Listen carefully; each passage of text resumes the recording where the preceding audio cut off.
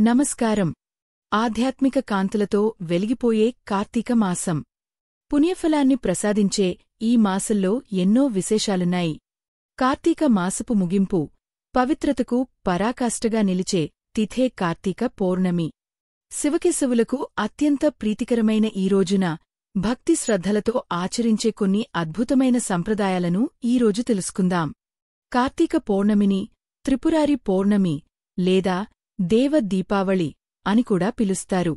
త్రిపురాసురులను సంహరించి లోకాలను రక్షించిన పరమేశ్వరుడు ఈ రోజునే తన దివ్య తేజస్సును ప్రదర్శించాడు. అందుకే ఈ రోజున శివాలయాల్లో ప్రత్యేక పూజలు, దీపారాధనలు చేస్తారు.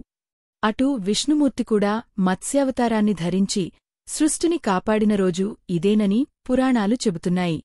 ఈ మాసంలో జలాలలో శివకేశవులు కొలువై ఉంటారని నమ్మకం. అందుకే కార్తీక పౌర్ణమి నాడు నదులు, చెరువులు, కోనేరులలో స్నానం చేయడం అత్యంత పుణ్యప్రదం. ఇది కేవలం స్నానం కాదు, మనలోని పాపాలను ప్రక్షాళన చేసుకుని నూతన ఉత్తేజాన్ని పొందడానికి చేసే ఒక ఆధ్యాత్మిక కర్మ. కార్తీక పౌర్ణమి రోజున ఆచారాలు ఉదయం నుంచే మొదలవుతాయి. బ్రాహ్మీ ముహూర్తంలో నిద్రలేచి నది స్నానం ఆచరించి సూర్య నమస్కారాలు చేయడం వలన విశేష పుణ్యం లభిస్తుంది. ఇంటివద్ద, ముఖ్యంగా తులసి కోటవద్ద దీపాలను వెలిగిస్తారు. సాయంత్రం వేళ ఇల్లంతా దీపాలతో అలంకరించడం దేవ దీపావళికి ప్రతీక.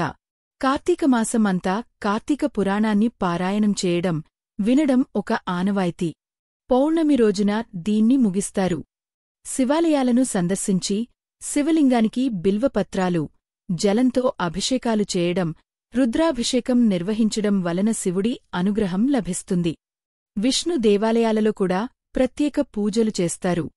సత్యనారాయణ స్వామివ్రతం ఆచరించడానికి కార్తీక పౌర్ణమి అత్యంత అనుకూలమైన రోజుగా భావిస్తారు. ఈ వ్రతం చేయడం వలన ఇంట్లో సుఖశాంతులు, ఐశ్వర్యం వృద్ధి చెందుతాయని నమ్మకం. ఈ పవిత్రమైన రోజున కొన్ని ప్రత్యేక ఆచారాలు ఉంటాయి. ఆలయాల వద్ద జ్వాలా తోరణాన్ని ఏర్పాటు చేస్తారు.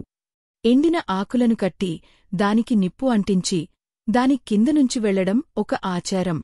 ఇది తమ పాపాలు దహించుకుపోతాయని, కొత్త జీవితం ప్రారంభమవుతుందని నమ్మకం. ఆలయాల్లో, నదులలో దీపాలను వదలడం ఒక ప్రధాన ఆచారం. నదులలో తేలియాడే దీపాలు అజ్ఞాన చీకట్లను తొలగించి జ్ఞానకాంతులను ప్రసాదిస్తాయని నమ్మకం. దీపదానం, అన్నదానం, వస్త్రదానం వంటి దానాలు చేయడం వలన విశేష పుణ్యం లభిస్తుంది. కార్తీకమాసం అంతా వనభోజనాలు చేస్తారు.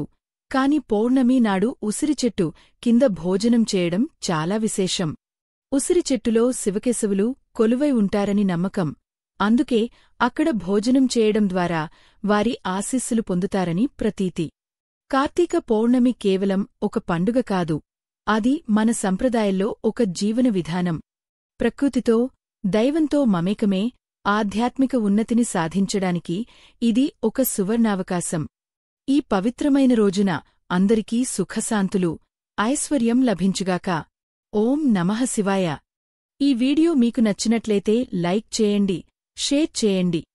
మరిన్ని ఇలాంటి వీడియోల కోసం మా ఛానల్ను సబ్స్క్రైబ్ చేసుకోండి.